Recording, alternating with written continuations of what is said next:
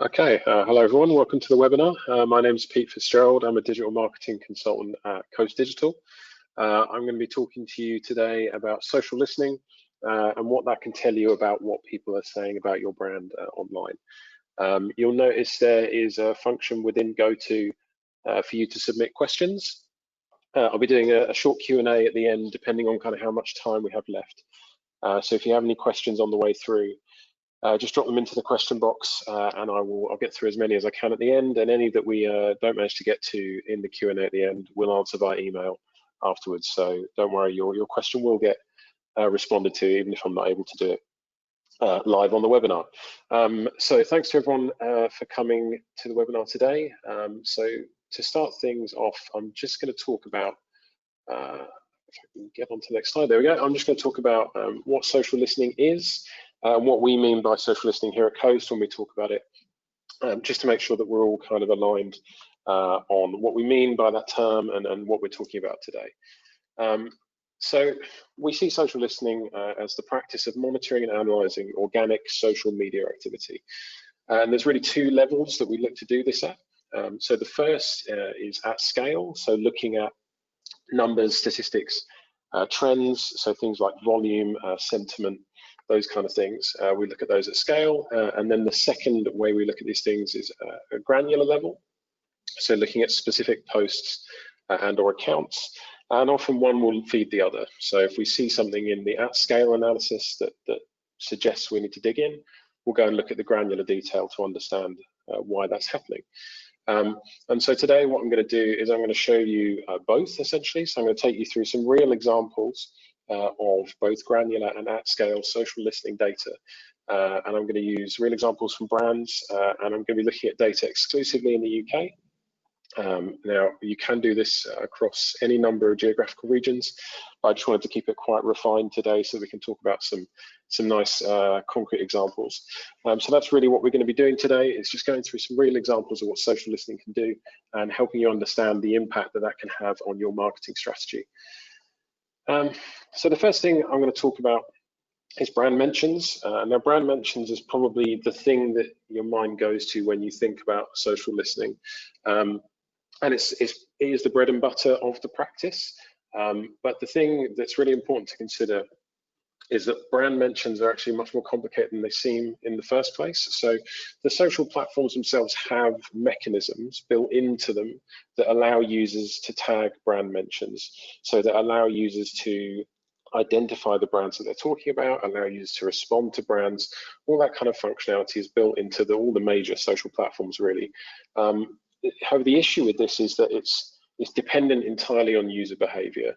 So we're relying on users to take a specific affirmative action to specify which brand that they're talking about, and to essentially notify us as the social media managers that we have been talked about on social. And of course, if it's dependent on users, the reality is that means not everyone does it. And there's a number of reasons why that might happen. So the first is that they might not know that they can. So you might have essentially a competency gap. Not everyone knows how to tag someone on Twitter, how to tag someone on Facebook, all that kind of stuff. Secondly, they might not want to. So not everyone wants to flag to a brand every time they mention them. And finally, people don't necessarily want to show brands everything that they have to say in their personal lives. So there's an increasing push towards people, going private on social, all that kind of stuff. So we can't really rely on users doing this, and we can't rely on that to give us a defined set of data. So what we really end up with in that situation is a divide between direct brand mentions, which are the brand mentions that the platforms pick up on, that users give us, essentially. So those mentions that are making use of the functionality that exists in the platform. And then all brand mentions, which is the real picture. So all of the times your brand has actually been mentioned, including those times when users haven't necessarily mentioned you directly. So I'm just going to show you a real example now of how that splits out. So the first thing I want to show is direct brand mentions. So I'm using the example of Monzo, which are a bank. So these are some examples of direct mentions. So we can see here users using the functionality that exists within the platform, so acting people on Twitter, using hashtags on Instagram. These are all ways that the platforms recognize as tags of a brand. So if you were in the back end of those platforms looking at data, you would see these mentions, and we would consider these direct mentions. The user has taken affirmative action. So something I just want to flag up. I have kind of anonymized anyone that I consider to be a member of the public in this presentation, just for privacy reasons, but I've left in influencers and larger accounts. So that's why you'll see some of the details have been anonymized.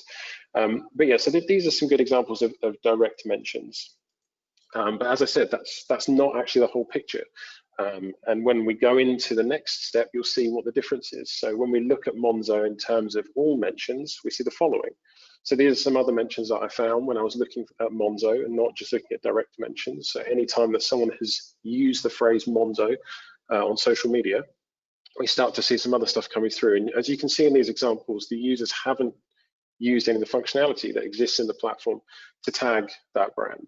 Now, what's interesting, if you look in that top right example, is someone has actually tagged Bank with Smile because they consider that to be the brand they're engaging with. Then they've mentioned Monzo in that conversation, but they haven't tagged them. So Monzo wouldn't see a notification that they've been involved in this conversation, whereas Bank with Smile would. So it starts to give you an idea of how this stuff can get away from you if you really rely on the functionality that exists and rely on users to do it in a way that you would expect them to. And the one I really want to draw your attention to is the one on the left. So we can see I mentioned here from Guardian Business, talking about Monzo Bank, and obviously the Guardian is a massive media publication, huge social media following, very influential. Now, they haven't tagged the brand. So if Monzo were relying on in-platform tagging, they would miss this mention from The Guardian. And now if we look at the article, that article has a weighting to it. It's going to drive certain opinions about the brand. And really, if you were wanting to understand the social media landscape, you would not want to miss this mention. And just to put a finer point on that, when we look at the Guardian Business account, Guardian Business has 121,000 followers. So this mention right here, this Monzo mention is a massive mention. It's got a big reach, it's like to have a big impact, it's from an influential voice, but the in-platform functionality to track mentions would actually miss this.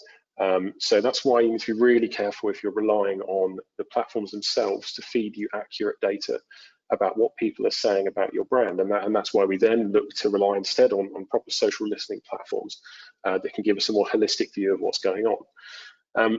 Now, I've talked quite, I guess, at quite granular level about the impact that can have, but now I want to show you what that looks like at scale.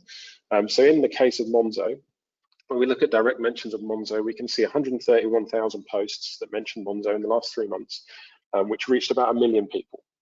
So it's quite a large amount of content on social. However, as we've just seen, that's not by any means the whole view. When we actually look at all mentions, so any post that features the word Monzo, we actually see that there's 196,000 posts with a reach of 1.9 million.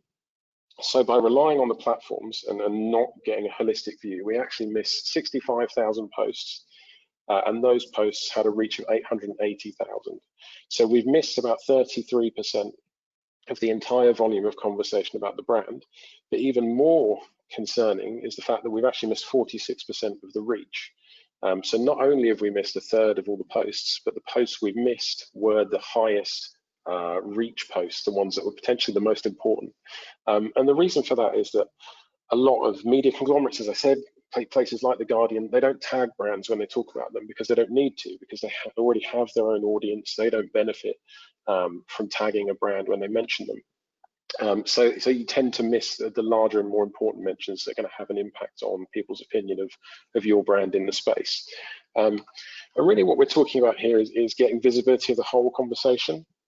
I'm going to go on to talk about how we use this stuff strategically and some of the ways that we might want to look at it. But before you go into that, you need to make sure that you have visibility of the whole conversation. And once you do, you're empowered to make better decisions because you know the reality of the landscape. You know what's being said about you. And as I've just kind of indicated, you know what's being said about you by potentially the most important people, the people that have the biggest followings and are not necessarily inclined to tag you in the way that you would like them to, perhaps.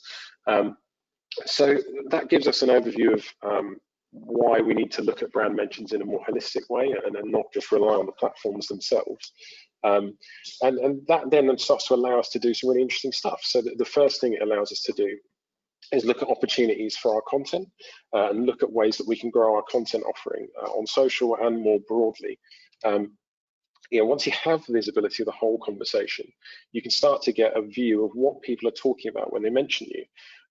So we do this through the social listening platforms that we use by looking at phrases that have been mentioned frequently alongside the brand, and then created weighted word clouds that allow us to identify those terms. So I'm just going to give you a couple of examples of what that looks like and how that can help you to sort of grow your content strategy and understand what you should be saying in the space and what's resonating with your audience. So the first one I'm going to look at is PG tips. So we had a look at all the kind of social mentions of PG tips over the last 3 months.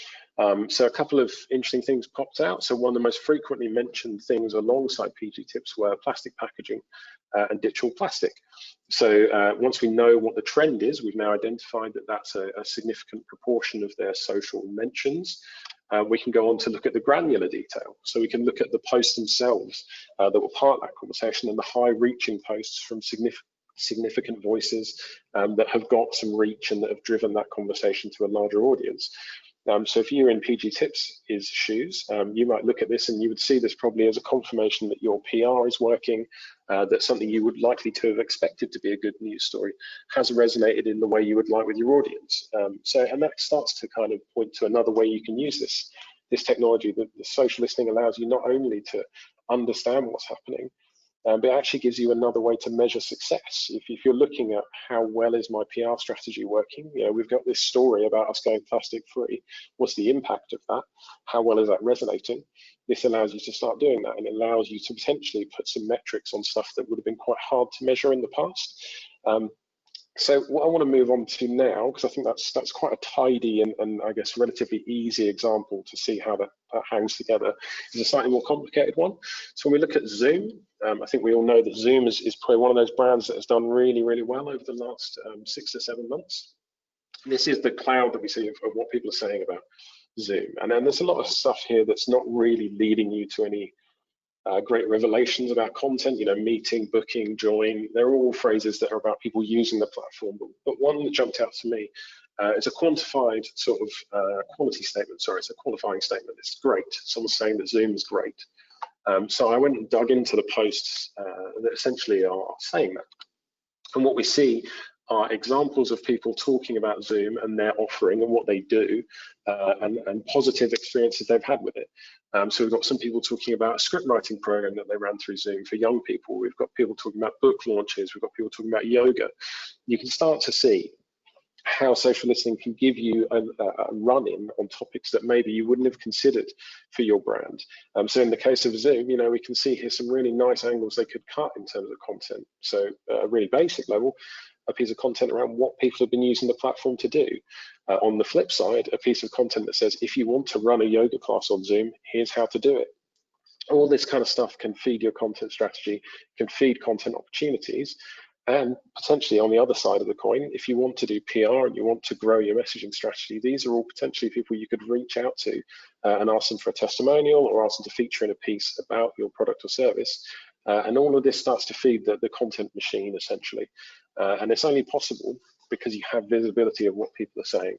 And I guess to swing back to what I was saying earlier about mentions, if you look at these posts, people are not tagging the brand. So again, those direct mentions would miss these really important engagements on social that are creating really good news stories and that can feed content in the future.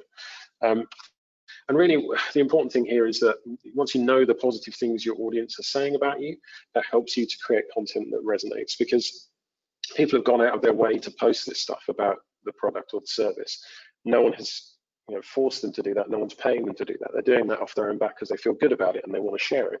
So that tells you that there's a story there that resonates with people, and there's a story there that people care about. So if you can then reflect that in your content and push that back out to the audience, then I would suggest that's going to be more impactful than something that's kind of driven off your own back, where you don't know whether that's going to resonate with the audience. Essentially, you can enter into it with a bit of a proof point about what's going to land with people, rather than trying to kind of come up with that off your own back. So on the other side of the equation, I guess, we can look at where problems come from.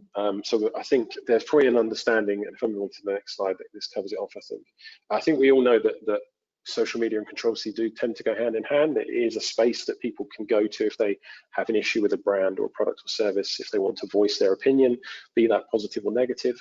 Social is a place for them to do that. And if you find that people are saying negative things about your brand, this social listening allows you to understand where that's coming from. Now, the question of how you do that, it can be a bit of a challenge. So one way that we go about doing that is by tracking sentiment. And so to define what that means, we look at content with emotive or weighted topics in the phraseology that's around the brand to allow us to understand whether that post was positive or negative about the brand. And then if we can track that as a trend, and we can start to identify where peaks or troughs have hit, and then we can look into why that's happened. And that allows us to identify trigger points. So posts that have created controversy or started trends that have potentially caused issues in terms of the perception of your brand in the social space. So I'm going to move on to another real world example. So the one that I thought I'd dig into is Huawei, because I think from my experience, I've seen quite a lot about them in the news, and I had a suspicion that there would be some negativity around their brand. So this is the Huawei sentiment trend over time. So the percentage of posts about Huawei on social media that are positive or negative over the last 3 months. And now we can see there's not really a history of strong positivity around the brand to begin with, so that makes it harder to identify spikes that might have been caused by particularly controversial posts, but we can see some spikes that are probably worth looking into. So we can actually see negativity spiking up to 100%, so 100% of posts that feature the word Huawei were to some degree negative, which is obviously a very worrying trend if you were the social media team for this brand. And so what we've got there is some trigger points essentially, so some dates that we want to dig into to understand what's happening. So what I've done there is I've identified the negativity peaks. So we've got negativity peaks on the 19th of July, the 9th of August, and the 13th of September. And so then we can dig into those dates and we can look for big, highly engaged with posts that might have driven that controversy, that might have driven that negativity. So what I've done here is I've just pulled out an example just to show you what that looks like. So here's a post I found from the 19th of July, so dead on one of those negativity peaks that I talked about. So this is from a character called David Schneider. He's posted this post about Huawei, where he's kind of lumping them in with a number of bad news topics, which have all been in the news over the last couple of months. And this is obviously a very negative post talking about Russian hacking and fascism and all these very negative terms, and he's associating the brand with that. So I would absolutely say that this is definitely a negative post. But the really important thing when we look at this is some of the numbers attached to it. So what we can see here is the actual post that he's put out has been retweeted 1,500-ish times. So if you think about the sort of amplification of this post that would have occurred through 1,500 people sharing it to their networks becomes absolutely massive. And actually even just his own personal following is enormous. So 476,000 people. So just his own personal reach is 476,000 multiplied by the 1,500 people that have shared it. So the impact of that post is enormous. And when I look through the rest of that negativity graphic, this keeps coming back. So people keep sharing this. So it just gives the brand the visibility of why that negativity exists in the space, why they might be struggling with their messaging. And really what we're talking about here is knowing where and when controversy came from. And the reason that's important is because it means you're better equipped to respond. If you know what's happening in the space, then you know what to do, and actually maybe more importantly, what not to do. If there's a lot of noise on social media from a big name like that, or at least a person with a big following, I should say, then that might not be the best time to be pushing out with a lot of social advertising, for example, because I think you know what the kind of response is going to be because you can see the kind of conversation that exists around the brand. And again, it's just all about knowing it's there. You can't make smart decisions if you don't know what's happening and if you don't know the reality of the situation. And that's why this stuff is really important, and why being able to bear down on those very specific examples and understanding the trigger points that have led to that negativity is really important. And the other way this can actually impact you is actually in terms of the audience that end up talking about your brand. Because when you get an influencer like that talking about a brand, he's going to bring a lot of people along with him. As we've seen, we've got 1,500 people posting that tweet that he's posted. So again, there's potentially a small network of people that are now talking about the brand that might not have been talking about it before. And essentially what you can end up with is a problem of your brand being, I guess, noisy in the wrong way, because people are talking about you, which is great, and knowing that is one thing, but you need to know who's doing the talking. Like, why are they talking about your brand? And the reason that's important is you need to understand if the people talking about your brand actually align with your prospects and your current customers. So, carrying on with the Highway example, if we actually look at the interest distribution of people that have talked about Highway in the last 3 months, you can see that their audience is massively skewed towards politics, because the people that are talking about Highway, I would argue, are not prospects. They're not interested in the brand for commercial reasons. They don't want to buy anything from them. They want to be angry at them. They want to talk about current events. So we can see that here. We can see that weighting. So 69% of their audience is politically motivated. So things to note when we start looking at this stuff is a heavy political weighting, but perhaps more importantly, absolutely no sign of technology. So no one is interested, or at least not a significant proportion of people that are interested in technology are talking about Highway right now, because they're all crowded out by the people that are talking about current events and politics. And now in isolation, that's quite interesting. But actually, when we look at it, when we line them up with a competitor, it becomes even more stark.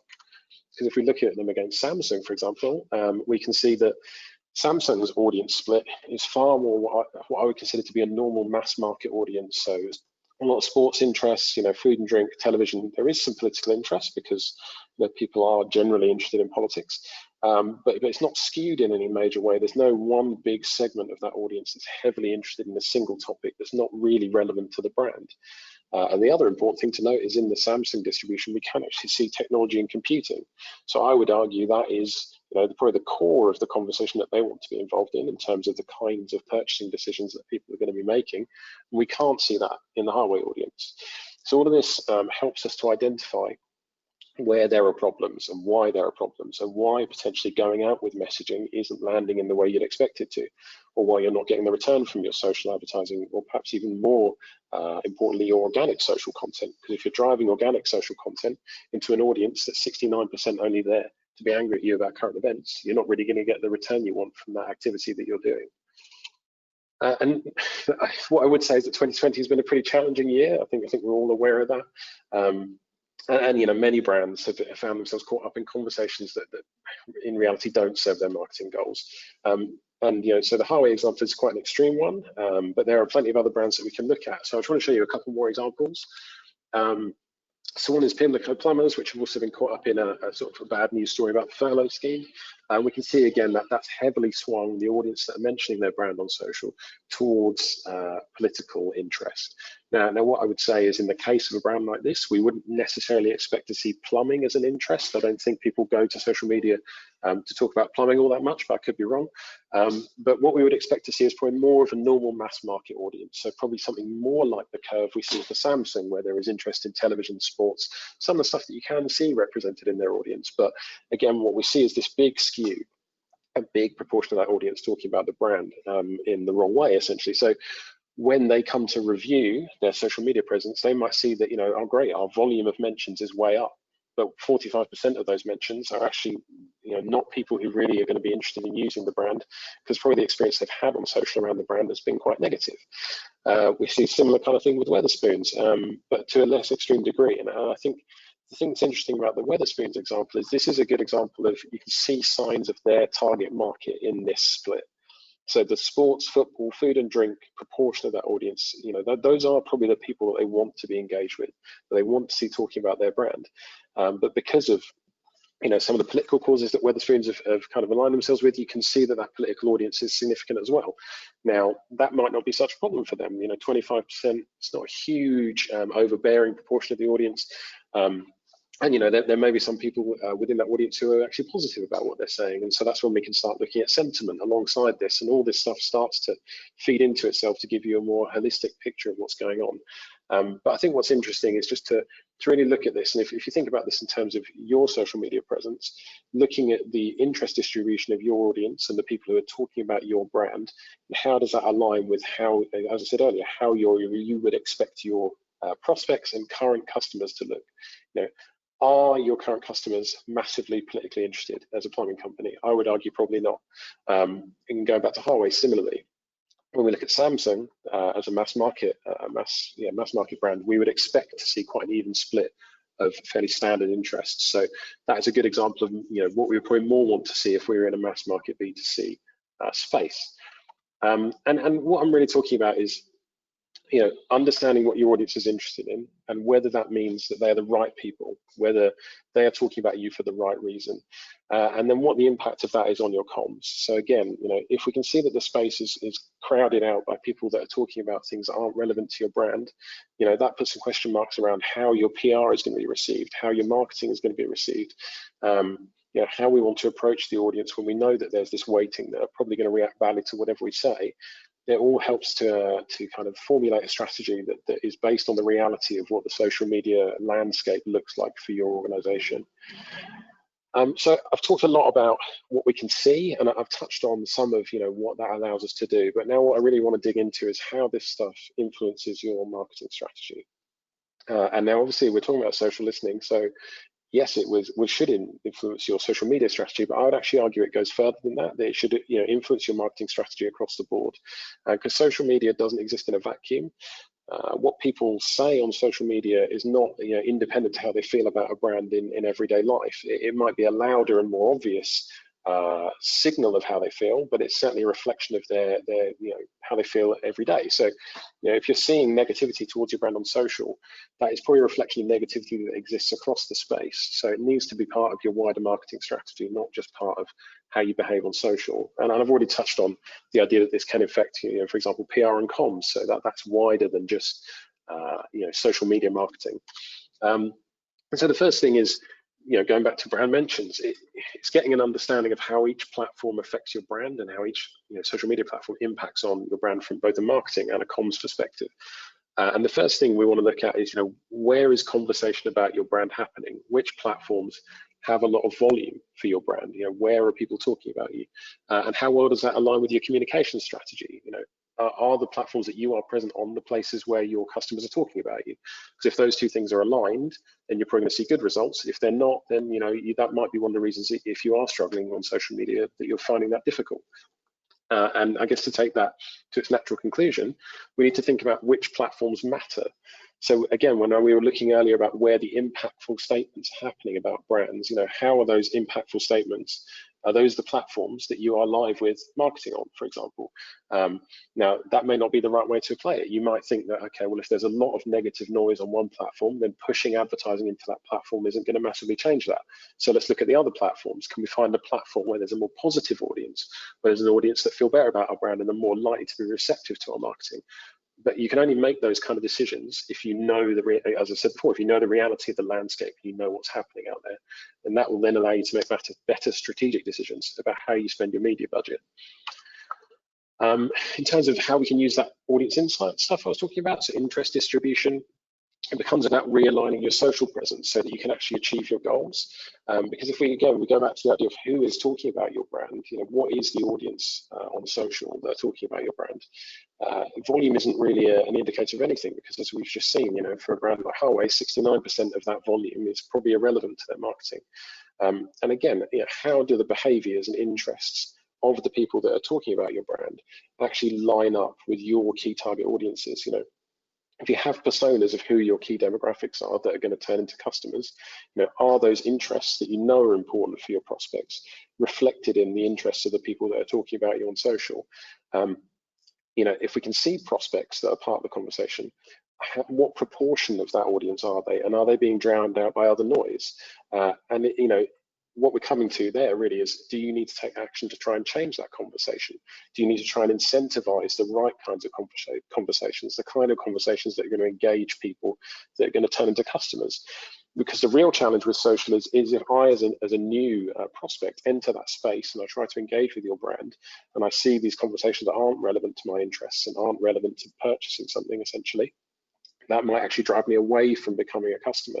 So, changing the conversation can essentially open that customer journey for people that might be really blocked off in the current climate by the things that other people are saying. And what we're coming down to there is taking proactive action. So, perhaps launching a new campaign that incentivizes to people to talk about the brand, running competitions to get people to submit things that are relevant to the interests that are important to your prospects. But again, you can only make those decisions, and you can only make the right decisions if you know what's happening and why. Where is it coming from? And again, as I've said many times, strategy is dependent on data, and it's dependent on a holistic view of the situation. But yeah, so you don't want to go rushing into this stuff and deciding that you need to take some big action to try and realign the kinds of people that are talking about your brand before you know who they are and why they're feeling that way currently. And we're starting to touch on crisis a little bit there, but I think the really important thing is that if you have a good visibility of the data and the audience, you can see crisis coming. You can see, if we think back to that Harway example, if someone had clocked that post on the 19th of July, they would have been more ready for that wave of negativity that was coming their way over the next 3 months. The way we can do that is by getting a baseline, so understanding how people normally talk about the brand, and then trying to identify when it changes drastically over a short period of time. And if we see a change over a short period of time, then we can start to ask the question why. And in that example I gave earlier, we can see very clearly one of the key posts that has driven that. So we know where it's coming from. And at that point, we get to make a decision. We get to decide if we want to intervene. And sometimes the answer is no, because sometimes there isn't anything you can do about social media controversy. But the important thing there is that you're getting to make a choice. I would suggest that sometimes when social media controversy hits a brand, it can feel like something that's done to you, that it's something where you don't have any agency. But if you're aware sooner, that allows you to make choices, even if that choice is to let it run out and let it run its course. At least you're being proactive in a way by choosing not to respond. When we look at brands that have ended up in these kind of quagmires of social media controversy, where every re-engagement they try to make drags them deeper and deeper into this kind of hole, what you're looking at there is people are, at the same time as they're trying to respond, they're trying to understand what's happening. And because they don't know where the controversies come from or what sparked it, that as they engage with it, they just make the situation worse. And that's really common. People often make bad decisions when they're both trying to understand and react at the same time. So by having better visibility earlier, you can understand it first and then choose what to do second, which is definitely a preferable way of behaving, I would suggest. And then finally, we can work out who the important voices are. I talked a little bit about a person who potentially has created barrier to conversion for a brand, but this all applies to positive influencers as well. And I talked earlier about examples for Zoom of people that have said really positive things about the brand and topics that are really positive. And this all allows you to start understanding who the voices are and the impact that they have on the space for you. And you can start to answer questions like who interacts with your audience and who does your audience interact with in turn. Who are the biggest reach driving engagers in your market? Who are the big voices that matter?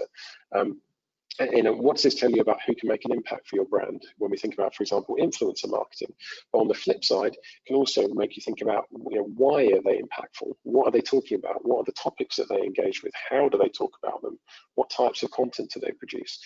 This all starts to feed into how you approach your marketing on social. If you can see voices that are succeeding and that are getting good engagement with your target market on social, then that can influence on the way that you approach that market. And I guess to touch back on the point about influencers, actually, once you have visibility of the space and you know who the voices are, you're probably going to see some big names, relative to the sector, who have a following and have good impact and good reputation. And the temptation when you think about influencer marketing is to go to those big voices and those people at the top of the pile, as it were. But often, those people already have agreements, or at least maybe the budgetary requirements for them to work with you might be quite high. But once you've identified the pattern, so you know the kinds of people that are driving influence and they're likely to drive positive impact for your brand, if you have a whole view of the space, of the sector, and the people that are engaged with it, you can actually look for smaller influencers, so people who aren't right at the peak, but that are growing their audience and that are in the same space and saying the same kinds of things and growing their reputation, and reach out to them instead, because they're probably less likely to have a big catalogue of people that are working with them. The budgetary considerations might be smaller, so it allows you to dip your foot in that pond without having to commit to a huge agreement with an already established influencer. But again, you can only make those kinds of decisions and you can only make those kinds of assessments if you know the whole picture of what's happening on social, and then again, who is driving impact and what kind of impact, and are the right kinds of people involved in those conversations. So That's the end of the webinar. So that's the end of the kind of written part. So that hopefully gave you a good overview of what's possible through social listening and how we can use that strategically in our wider marketing, but also within our social media marketing very specifically. I'm going to take a couple of questions and I'll answer those in a minute. I'm going to just take 2 minutes to get some water. So if you have a question that you want to drop in, feel free to submit that. And I'll cover off as many as I can with the time that we have remaining. So I'll be back in 2 minutes.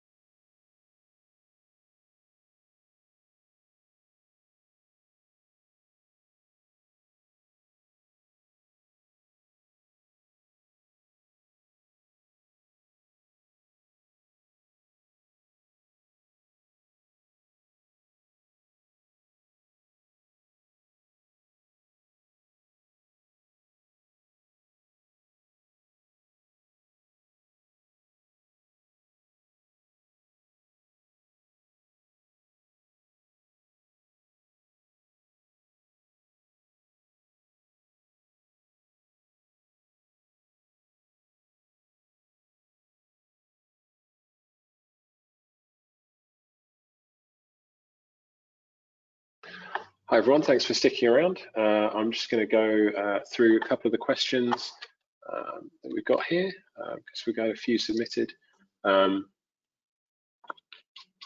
So the first question we've got here is, are there times when social listening doesn't work? So I would say the honest answer to that is yes. And one of the challenges that we face in social is the platforms themselves, essentially.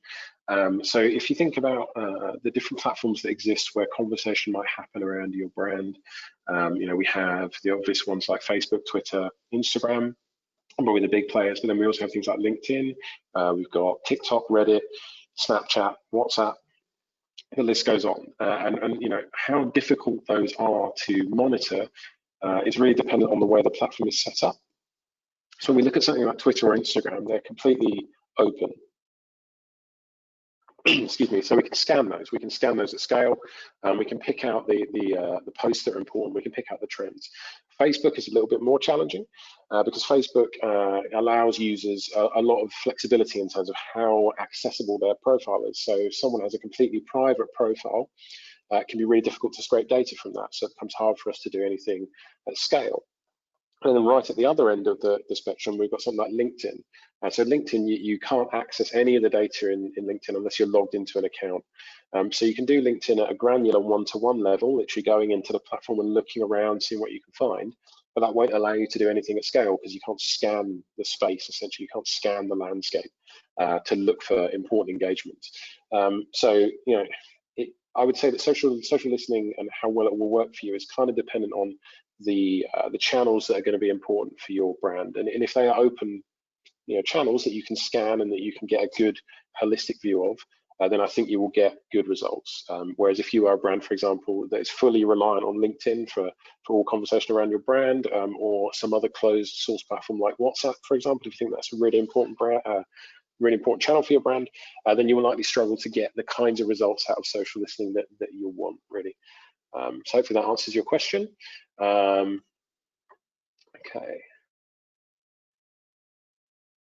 Okay, so we've got a question here. So really great presentation. We have some great insights from our listening tool, but struggle to often influence or engage others on how important it is to know the social landscape. How do you influence those around you? So I'm going to assume what you mean there is internally, but in case you also mean externally, I'll try and cover both. So I think there is definitely, we've seen this with clients as well, that there can be a resistance to appreciating the importance of social media in terms of brand perception. And so I guess the first thing I would say is, if you've got really good insights from the tool, and if you've got data, I would say data is is a good way to go. If you can visualize some of that stuff, if you can show, for example, where I was talking earlier about sentiment, I think sentiment is a really powerful way to show, people in the board, for example, the impact of social on the way that people feel about your brand. If you can see that there's a lot of negativity about your brand, and then you put out a really quality piece of content, and that creates some positive conversation, it's a good way to show a real impact on the way that the audience perceives you. I guess in terms of externally, how do we influence the audience? I think it's quite a difficult question to answer in a generic way, but I think, one of the ways I think that is really important to engage with this stuff is identifying, where the problems exist. So if you can identify that there is a mismatch, for example, between the kinds of people that are talking about you and the kinds of people that are prospects, thinking about how you can create something that's going to drive people to engage with the brand that are in that relevant target market is a good way to kind of respond to that. So for example, if you know that there's a lot of chatter about your brand that isn't relevant, can you incentivize people to engage with the brand in a way that is relevant? So could you run, for example, a competition where people submit something relevant to your product or service that then you can share on social? That kind of stuff can be really effective, because really social media a lot of the time is about people wanting to show off. So if you can give them a way to show off via your social channel, send us something that you've done using our product, and we'll pick our favorite and share it with our audience. That stuff can be a really good way of realigning the conversation and pulling more people in that are going to want to talk about the things that are relevant to you, and potentially rebalance that conversation a bit, so it's not all about the stuff that you don't really want people associating with your brand. So hopefully that one of those two answers answered your question, but hopefully that was useful. Okay, so any free tools for organizations which don't have budget for tools? Yeah, that's a good question. And I guess tools in general, actually we've got another question here. What are the best tools for picking up on social listening and calculating reach in your view? So I would say that, first thing I'd say is at Coast, we're quite agnostic in terms of social listening tools. Different brands have access to different platforms and different levels of budget they can invest. But there are a huge number of tools out there. So at a really basic level, actually Twitter, I think it's called TweetDeck. They've got an actual in-platform, fairly good quality social listening tool that does a better job of tracking the mentions that I was talking about than just the back end of your normal Twitter platform, your normal Twitter account, sorry. So looking at that might be a good place to start. One second, I do actually have a list of social listening tools somewhere. There we go. Yeah, so there are a couple of other useful ones to look at. So there's one called Keyhole, which is good. Mention, and then Awario are the ones they're sort of smaller end tools in terms of the budgetary commitments. Then if you're looking at a more enterprise level, if you're looking for the kind of top level stuff, probably the most famous one would be Brandwatch, and then one that's kind of recently breaking into market that's quite good as well as Infogee. Atlas is a good tool as well. But really, it kind of depends on how much you want to commit in terms of budget. In terms of free tools, yeah, a good starting point would be TweetDeck. But yeah, there are definitely others out there. I don't have a list to hand, but that's something I could potentially go away and look at and get back to you on. So yeah, hopefully that's helpful. Okay. So it's a good question. How can you address or approach negative comments to a social post where the comment aren't negative about us or our brand, but about the topic in question? It's really interesting. So I guess what you're talking about there is, if you post about something and a user responds to it, but they're negative about the thing you're posting about, but not necessarily about you as a brand. That's a tough one, and that's quite a challenging situation to be in. I think the reality of that kind of stuff is a lot of the time people will respond well to a reasonable response from a brand. If they're not actively attacking your organization for something you've done, if you're just posting about something that's happened and they have a response to that, then replying to them and trying to engage with their concerns and maybe showing how you've considered those concerns, or if you hadn't considered them, just being honest and say, oh, we weren't aware of that, thanks for letting us know. Those kind of positive responses can be really impactful, and it's kind of similar to what we see when we look at reviews. Actually, often a good response to a bad review is a really positive thing.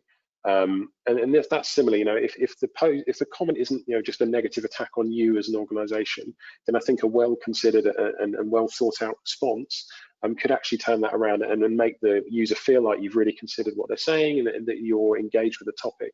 And there's definitely a line to be drawn there. I think in some cases when people are really worked up on social, there's nothing to be done.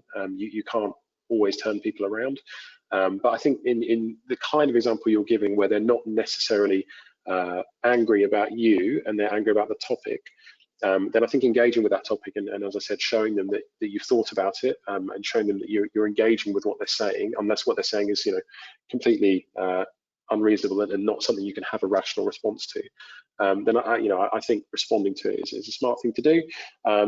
If you think it's really damaging and you think it's a problem, so for example, if it's a partner that you've worked with and they're angry at the partner, or something like that, then a lot of these Facebook, for example, allows you to hide posts and the user isn't aware that that's happened. So taking steps like that can be a good halfway house, I guess. If you don't feel like you can respond to it, but you don't want to kind of take it down, then hiding posts where you can, if you think that they're damaging, could be another step. But I think in the primary example, I would consider trying to respond to them and trying to engage with them. And showing them that you've thought about it and that you take these things seriously. And then, those are good questions, thank you. The last one I'm going to touch on, and then I'm going to close up for the day, is how can social listening impact and influence your strategy and other channels like search marketing? So that's a good question. And one I will answer, but I will just say I'd take a step back from that. I would actually say that it's wider than that, because the realities of who your audience are and how they feel about you should impact upon your marketing, across the board, and not just digitally, but I guess more specifically in terms of search and in terms of digital as a whole.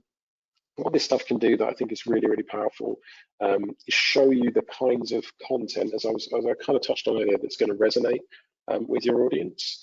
So we know that content is kind of the backbone of a lot of digital marketing, and particularly if we're talking about organic search, content is the main player, I guess, in terms of success.